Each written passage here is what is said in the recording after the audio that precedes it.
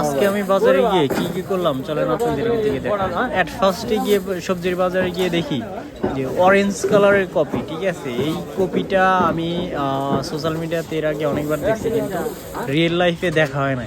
কি কত সুন্দর দেখতে, ঠিক আছে, অসাম।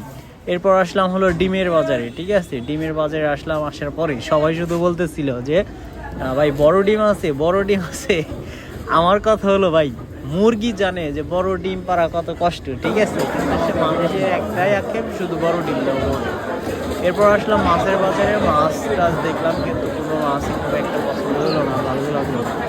আর আজকে কেমন যেন মাছগুলোও খুব একটা সুন্দর মাছও না। তারপর চলে আসলাম হলো গুড়ের বাজারে, ঠিক আছে। একটু গুড় নেবো, পিঠা টিঠা খাবো, ঠিক আছে। তো ভাই আমাকে অনেকক্ষণ অপেক্ষা করাইলো, বললো যে একটু বাই সাইডে এসে ভালো দাম দিতে হবে আপনাকে, তো একটু দাঁড়ান। মানে ওদের কথা হলো এইটা, যেই যাবে হ্যাঁ কে বলবো ভাই একটু দাঁড়ান, আপনাকে তো আর খারাপ কিছু দেওয়া যাবে না, আপনাকে তো ভালো দিতে হবে। তো পরে এখানে দেখলাম বিভিন্ন গুড়ের ক্যাটাগরি আছে, ক্যাটাগরি ওয়াইজ দাম। তো আমরা যেটা নিলাম সেটা হলো 300 টাকা, 300 টাকা মনে হয় কেজি, এরকম কিছু ছিল। সেটা হলো পাটা, ওটাকে পাটা গুড় বলে। এই যে এখানকার কোনোটাই না, ওইটা ভিতর থেকে ওরা সুন্দর করে বাইচা বুইচা আমাদেরকে দিল। তো বললাম ভাই তাড়াতাড়ি করো না ভাই, এত দেরি করলে হয়। তো তখন দেখা যায় যে এই আরও যারা আছে তাদেরকে মালপত্র দেয়। তো অনেকের তো রসিদ টসিদ লাগে না, অনেকে অনেক বিভিন্ন দপ্তরে মালপত্র দেয়। তো তাদেরকে দেওয়ার জন্য রসিদের ব্যবস্থা করতেছিল, পরে আমাকে দিয়ে দিচ্ছে।